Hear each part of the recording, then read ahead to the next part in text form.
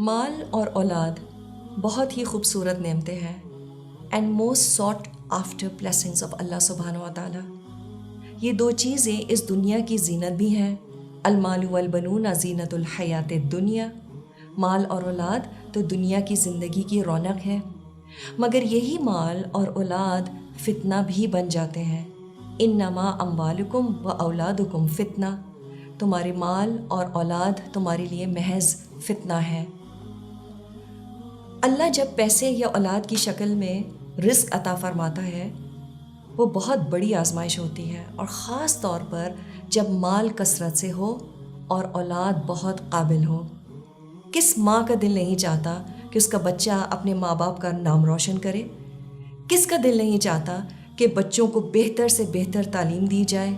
اور سچی بات تو یہ ہے کہ جب ایک بچہ یا بچی باہر ملک سے ڈگری لے کر واپس آتے ہیں تو ماں باپ کا سر کتنا فخر سے اونچا ہو جاتا ہے. And rightly so. تو اس میں آزمائش کیسی؟ اللہ تعالیٰ نے پیسے اور اولاد کو فتنہ کیوں کہا ہے؟ تو فتنہ کہتے کس کو ہیں؟ فتنے کی ایک شکل یہ بھی تو ہو سکتی ہے کہ انسان اپنے آپ کو جان بوجھ کر ایسے حالات اور ماحول میں ڈال دے جہاں آپ کو اچھی طرح معلوم ہے کہ دین پر چلنا مشکل ہوتا چلے جائے گا. تو ہو سکتا ہے کہ جو ماحول ہمارے لیے فتنہ نہ ہو وہ ہمارے بچوں کے کچے ذہنوں کے لیے ہو جائے. تو کیا یہ ممکن ہے کہ ایک 18 سال کا بچہ یا بچی اس کے لیے ایک باہر کے ملک میں اکیلے جا کر پڑھنا ایک فتنہ بن جائے؟ ماں باپ کے لیے بھی اور اس بچے کے لیے بھی. اور کیا یہ ضروری ہی ہوئے گا ہر بچے کے ساتھ؟ بالکل نہیں. تو اگر ایک بچہ ریلوکیٹ کرتا ہے اپنی سیکولر ہائر ایجوکیشن کے لیے اپنے گھر والوں سے دور کسی ایسے ملک میں جہاں دین کی پریکٹسز کم ہو یا بالکل بھی نہ ہو، تو کیا ہم نے اپنے بچوں کی ایسی تربیت کر دی ہے کہ ان کا ایمان وہاں پر بالکل نہ ڈگمگائے؟ پھر اللہ نے بہت سی چیزوں کو حرام نہیں کیا، مگر یہ کہہ دیا کہ دیکھو اس میں فتنہ ہے. Why? Because it might be different from case to case. لیکن پھر بھی اس میں فتنہ ہے ضرور. تو دیکھ لو کہ تمہارے لیے یہ چانس لینا کتنا اہم ہے، اور اس بات کے لیے بھی تیار رہو کہ کیا کچھ ہاتھ سے جا سکتا ہے. کچھ لوگوں کا کہنا ہے کہ ہم کب تک بچوں کو اپنے سے باندھ کر رکھیں گے؟ ایک وقت آتا ہے جہاں اللہ پر چیزیں چھوڑنی پڑتی ہیں. I have yet to come across a mother جو اپنے ناسمجھ بچے کو بالکنی کی ریلنگ پر بیلنس کرنے دے یہ کہہ کے کہ اللہ پر چھوڑ دیا ہے. تو وہ چیزیں جو نہ اسلام میں فرض ہیں اور نہ انسان کا رزق یا معاشرے میں ایکسیپٹنس اس پر ڈیپینڈنٹ ہے، اس میں آخر کتنا ضروری ہے کہ ہم اپنے بچوں کے ایمان کو ٹیسٹ کریں، اور اس سے زیادہ یہ کہ ہم اللہ کو ٹیسٹ کریں. اب تو کچھ سکولز میں جو بچہ باہر پڑھنے نہیں جا رہا ہوتا he is literally looked down upon. اگر ہم واقعی کچھ طور طریقوں کو غیر اسلامی سمجھتے ہیں، مثال کے طور پر فری مکسنگ یا ایسی گیدرنگز میں اٹھنا بیٹھنا جہاں الکوہول اور نہ جانے کیا کچھ عام ہوتا ہے، انفیکٹ جو نہیں کر رہا ہوتا وہ کچھ بیوقوف سا لگ رہا ہوتا ہے، تو وہ بچہ جو اپنے شہر میں ہی پیئر پریشر کو ہینڈل نہیں کر پا رہا اسے پردیس میں بس اللہ بچا لے گا؟ کم آن، ہو آر وی کڈنگ؟ اور اللہ تو اتنا مہربان ہے کہ وہ پھر بھی بہت سے بچوں کو اس گند سے نکال کر واپس ہمارے پاس لے آتا ہے. اور اگر آپ کا بچہ انٹیکٹ واپس آ چکا ہے تو پلیز روز شکرانے کے سجدے کریں، کیونکہ ہم نے کوئی کسر نہیں چھوڑی اس بچے کے ایمان پر چانس لینے کی. کچھ لوگوں کا کہنا ہے کہ ہمارا اپنا ملک کسی ویسٹرن سوسائٹی سے کم نہیں ہے، تو کس رین فارسٹ میں اپنے بچے کو لے کر جائیں؟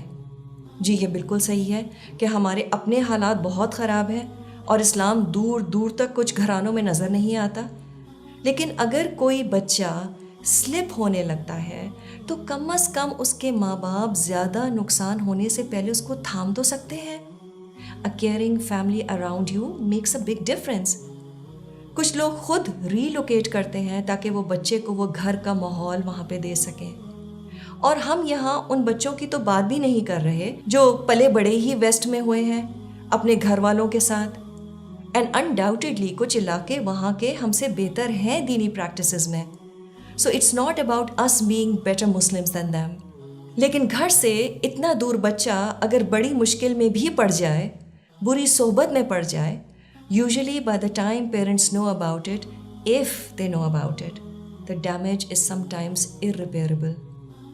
कितने बच्चे जो वैसे ही दीन से ज़रा लूक वार्म थे, जिनको अपने घर का माहौल ज़रा घुटा हुआ लगता था, against the awesome western way of life लगता था, डू यू रियली थिंक कि वो यूं आज़ाद ज़िंदगी घर से दूर गुजार के दीन पर आ जाएंगे?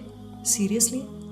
और अगर बच्चे वहाँ जाकर मिसफिट फील करें तब माँ बाप उदास, और अगर वहाँ जाके उनके गैर इस्लामी माहौल को अपना लें तब माँ बाप रोते हैं.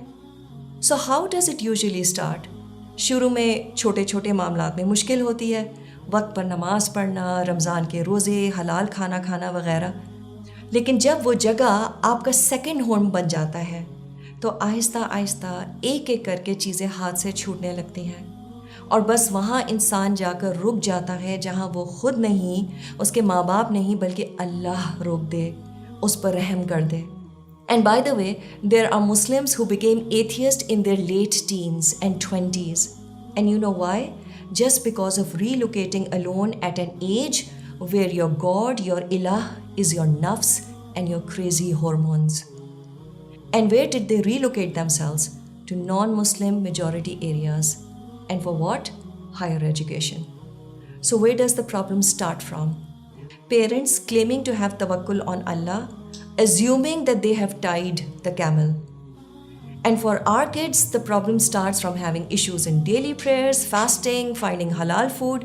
शुरू में तो फिर भी अम्मा अब्बा का सबक और नसीहत याद रहती है, कुछ होमसिक भी होते हैं, लेकिन फिर आहिस्ता आहिस्ता एक एक करके चीज़ें छूटने लगती हैं, until their relocation becomes a severe fitna for their iman. Now having said that, this won't be the case with everyone.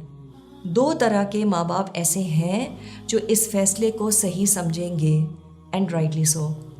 एक वो जिनके लिए नमाज ना पढ़ना, मिक्स गैदरिंग्स, उन लोगों में मिक्स करना जो ड्रिंक वगैरह करते हैं, गर्लफ्रेंड्स होना प्रॉब्लम ही नहीं है. They feel it's a phase and it will pass. और अगर कुछ वेस्ट की चीज़ें अपना भी ली तो it's cool, no sweat, this is all part of the big game. And they claim, oh our kids, they know there limitations. Well, for such parents, I will simply reserve my comments. लेकिन एक और set of parents हैं जिनके बच्चों की तरबियत ऐसी हुई होती है, उनमें वो मैच्योरिटी होती है जिसकी वजह से वो ऐसी जगह जाकर अपनी ज़िम्मेदारी को ज़्यादा महसूस करते हैं, because they are now representing इस्लाम. अल्हम्दुलिल्लाह. लेकिन ऐसे बच्चे आटे में नमक के बराबर होते हैं. So yes, what becomes a फितना for one person can become a source of guidance for another person. तो हर शख्स को उसकी अपनी स्ट्रेंथ्स और वीकनेसेस पर देखना पड़ेगा, और इसका बेहतरीन फ़ैसला माँ बाप ही कर सकते हैं, because it's there accountability in front of अल्लाह सुब्हाना ताला एट स्टेक टू. एक माँ ख़ास तौर पर सेंस कर लेती है कि उसके बच्चे में कितनी रेजिलियंस है, उसमें दीन कितना ठुका हुआ है, क्या वो वाकई इस बड़े जहाद के लिए तैयार है. Let's be honest and ask ourselves, is my child really ready for this? And am I ready for the consequences of this decision?